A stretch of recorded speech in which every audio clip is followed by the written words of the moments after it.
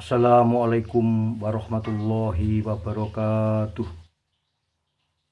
Alhamdulillah wa syukurillah bi ni'matihil Islam wal iman. Asyhadu an la ilaha illallah wahdahu la syarikalah wa asyhadu anna Muhammadan abduhu wa rasuluh. Allahumma sholli wa sallim wa barik ala sayyidina Muhammadin wa alihi thayyibin tahirin wa ashabihi muntajabin. Pertama-tama kami panjatkan segala puji kepada Zat yang Maha Agung, yang Maha Suci, yaitu Allah Subhanahu wa Ta'ala. Dan mudah-mudahan sholawat dan salamnya tercurahkan kepada junjungan kita Sayyiduna Muhammad sallallahu alaihi wa alihi wasallam bersama ahlal baitnya. Saudara-saudara, akhir-akhir ini banyak kerusakan-kerusakan di atas bumi Allah, yaitu banjir, gempa bumi, illegal logging, dan lain-lain sebagainya, serta penambangan yang sangat brutal di sana sini. Itulah kadang-kadang yang membuat kita miris pada zaman ini. Karena kerusakan di atas bumi ini bukan karena apa-apa, tapi dikarenakan perbuatan dan tangan-tangan manusia yang melakukan kezaliman-kezaliman di atas bumi Allah Subhanahu wa Ta'ala. Seperti tertera dalam Al-Quran, Dhuharul fasadu fil barri wal bahri bima kasabat aydin nas. Kata Allah, telah nampak atau telah nyata kerusakan di atas bumi ini, baik di daratan maupun di lautan. Bukan karena siapa-siapa, bukan karena apa-apa, tapi dikarenakan oleh tangan-tangan manusia, oleh perbuatan tangan-tangan manusia. Maka dari itu sudah jelaslah bahwa yang merusak bumi ini adalah tangan-tangan manusia. Makanya mulai sekarang kita sebagai penduduk bumi atau manusia penghuni bumi, hendaklah kita arif dan bijaksana kepada lingkungan kita masing-masing. Mari kita jaga hutan lindung atau sungai-sungai. Mari kita bersihkan, kita rawat. Tumbuh-tumbuhan juga kita rawat, bahkan kita tanam atau reboisasi, yaitu penghijauan kembali. Saudara-saudara, kalau tidak begitu, siapakah yang merawat bumi ini? Karena kitalah khalifatullah fil ard, yaitu manusia yang mewakili Allah di bumi ini, saudara-saudara. Makanya kalau kita manusia sebagai khalifatullah fil ard atau wakil Allah di bumi, hendaklah kita berlaku adil, baik terhadap diri sendiri maupun terhadap lingkungan kita. Yang mana arti adil itu adalah kita tidak boleh menzolimi diri kita sendiri, dan kita juga tidak boleh menzolimi alam sekitar kita, yaitu kita tidak boleh merusak tanam-tanaman atau menambang seenak kita sendiri sampai terjadi kerusakan di hutan-hutan, di gunung-gunung, dikarenakan penambangan liar atau faktor keserakahan dari manusia, saudara-saudara.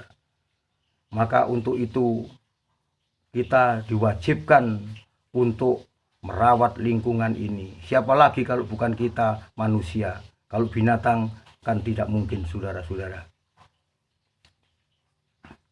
Dan nomor 2, yang bisa mendatangkan azab dan bala di bumi ini ialah suatu perbuatan yang tidak diinginkan oleh Allah Subhanahu wa Ta'ala, yaitu bukan perbuatan manusia lagi, saudara-saudara. Kalau ini dilakukan oleh manusia, maka sangat keji dan sangat ngeri sekali dan sangat menjijikkan, yaitu apa?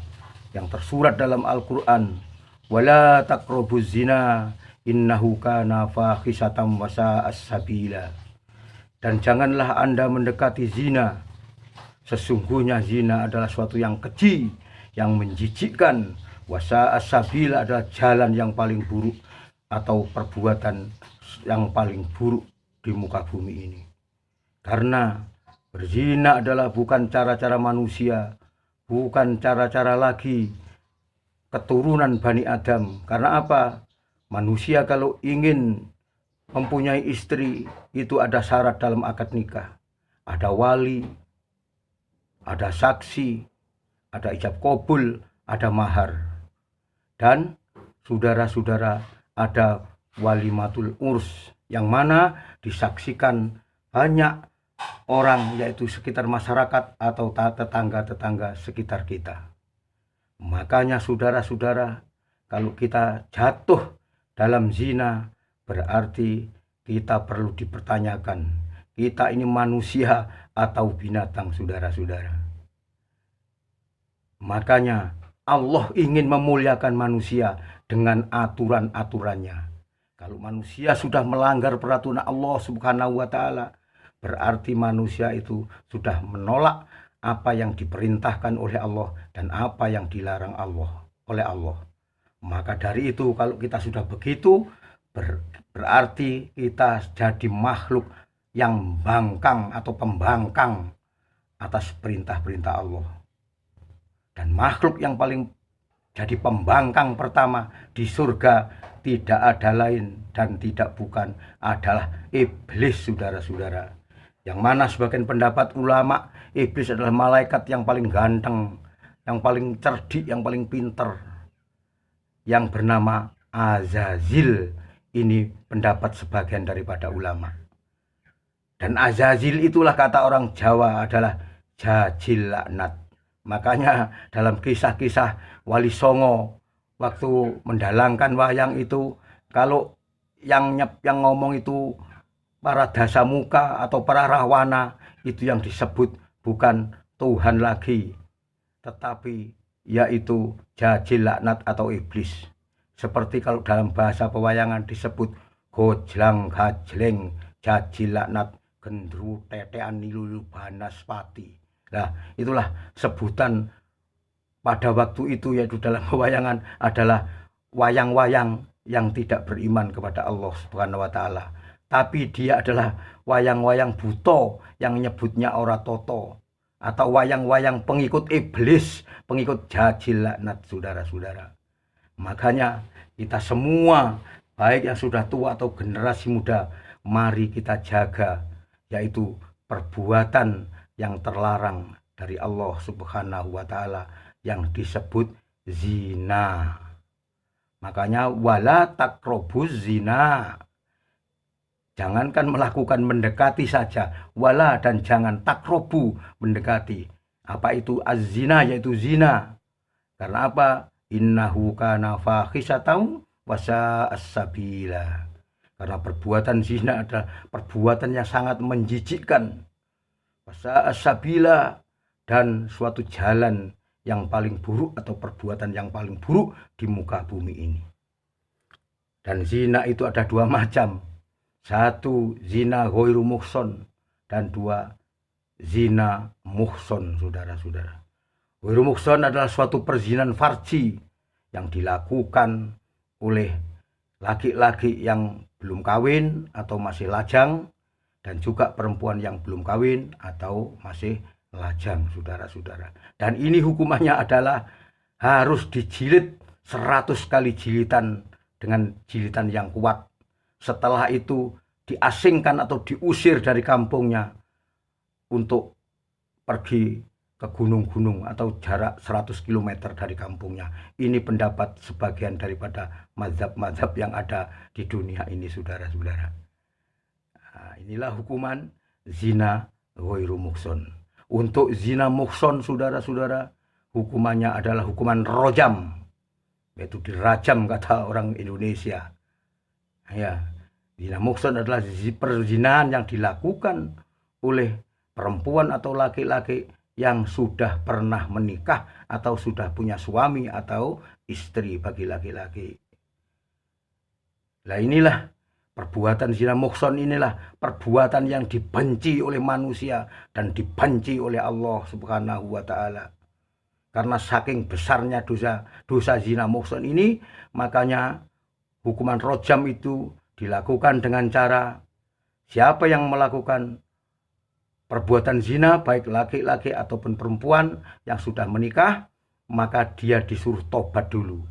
Setelah bertobat, dia harus melaksanakan hukuman rojam, yaitu tanah digali dan disuruh masuk, mungkin ada yang setengah badan, atau ada yang mengatakan sampai dada ini.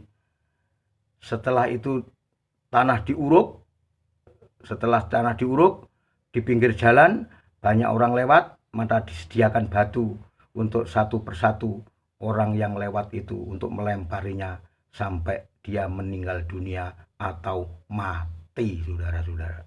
Inilah hukuman zina muhson, yaitu hukuman yang sangat keras dan sangat memalukan sekali. Karena apa? Karena suatu saat, yaitu orang-orang yang akan datang atau orang-orang yang belum berzina, agar tidak melakukan zina muhson ini atau zina ghairu muhson. Karena apa? Hukumannya sangat berat. Kalau hukuman itu tidak terlaksana di bumi ini atau di Indonesia ini, karena Indonesia adalah undang-undangnya tidak ada atau hukum itu tidak ada, maka nanti di akhirat Allah yang akan mengadilinya. Naudzubillah min dzalik, summa naudzubillah min dzalik. Dan kalau Allah yang sudah mengadilinya, pasti adil. Dan Allah tidak pernah bisa disuap, saudara-saudara. Apa nanti hukumannya di akhirat, saudara-saudara? Tidak lain dan bukan pezina muhson ini akan dilempar ke neraka Zabaniyah, yaitu neraka yang sangat dalam sekali, saudara-saudara.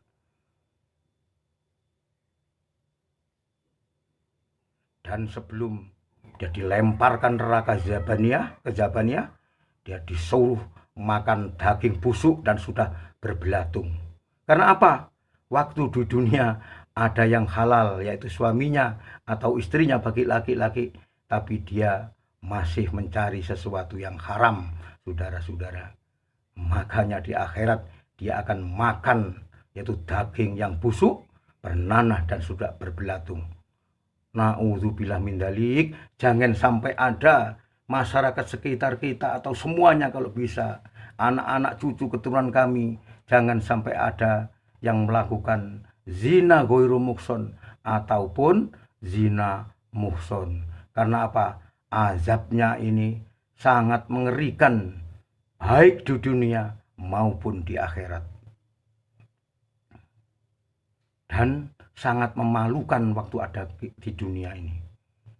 Bayangkan, orang-orang kalau sudah melakukan perzinahan, pasti orang-orang itu akan malu dengan tetangganya. Ada hukuman sosial, saudara-saudara. Ini menandakan pada apa yang diperintahkan oleh Allah, apa yang ada dalam Al-Quran itu benar, apa yang dilarang Allah itu pasti benar, dan efeknya yang dilarang oleh Allah itu pasti menguntungkan manusia. Yang dilarang oleh Allah itu ya pasti akan menguntungkan manusia. Apa yang dilarang oleh Allah itu pasti akibatnya merugikan terhadap kehidupan manusia. Dan apa yang diperintah Allah itu akibatnya pasti akan menguntungkan dalam kehidupan manusia, saudara-saudara. Dan kebalikannya, apabila kita semua mau hidup makmur, hidup damai, hidup sejahtera di dunia, maka kata Allah dalam ayat suci Al-Quran disebutkan, walau anna ahlal qura amanu wattaqau la fatahna alaihim barakati minas sama'i wal ard walakin kadzabu wa akhadnahum bima kanu yaksibun. Yang artinya, andaikan penduduk bumi atau suatu kaum ahlal qura adalah ahlal adalah penduduk atau ahli, kuro adalah kampung, saudara-saudara. Atau boleh diartikan menurut pendapat para ulama, ahlal kuro adalah suatu negeri atau suatu kampung, bolehlah suatu kampung. Amanu wattaqau, beriman dan bertakwa. Apa janji Allah? La fatahna alaihim barokatim minas sama wal ard. Akan diturunkan barokah-barokah Allah baik dari langit maupun akan muncul barokah-barokah Allah dari bumi. Minas sama wal ard. Walakin kadzabu, dikarenakan mereka itu berdusta atau mendustakan ayat-ayat Allah. Walakin kadzabu, mendustakan ayat-ayat Allah. Wa akhadnahum bima kanu yaksibun, maka akan kami timpakan suatu azab. Karena apa? Bima kanu yaksibun, karena perbuatan mereka sendiri, saudara-saudara. Makanya kami harus ambil hikmah. Makanya manusia di dunia ini harus berjalan dengan adil dan bijaksana. Harus berakal cerdas. Setiap perbuatan harus kita pikirkan dahulu. Harus kita pikir matang-matang baru kita berbuat. Karena manusia punya akal, bisa membedakan mana yang benar dan mana yang salah. Dan juga manusia punya malu. Apakah perbuatan ini memalukan? Apakah perbuatan ini memalukan atau tidak? Manusia itu sudah mengerti, saudara-saudara, sebetulnya. Cuman kadang-kadang karena nafsunya yang sudah ditunggangi oleh setan, makanya manusia sudah gelap mata dan otaknya akhirnya sudah jadi ruwet, tidak karu-karuan. Istilahnya orang Jawa sudah buntu cara berpikirnya, makanya dia mengambil jalan yang salah atau jalan yang tidak diridhoi oleh Allah Subhanahu wa taala. Na'udzubillah min dzalik. Tsumma na'udzubillah min dzalik. Demikianlah Al-Fakir As'ad Mahrizal Selombiki dalam menyampaikan atau bahasan tentang apa-apa yang mendatangkan azab dan bala di dunia atau musibah di dunia ini, dan apa-apa yang bisa mendatangkan kebahagiaan dan kemakmuran di bumi Allah Subhanahu wa ta'ala. Demikian kami akhiri. Apabila ada kata-kata yang kasar atau kurang berkenan di hati kalian semua, saya mohon maaf yang sebesar-besarnya. Birahmatika ya arhamar rahimin, bihaqi Muhammadin wa alihi thahirin. Wassalamualaikum warahmatullahi wabarakatuh.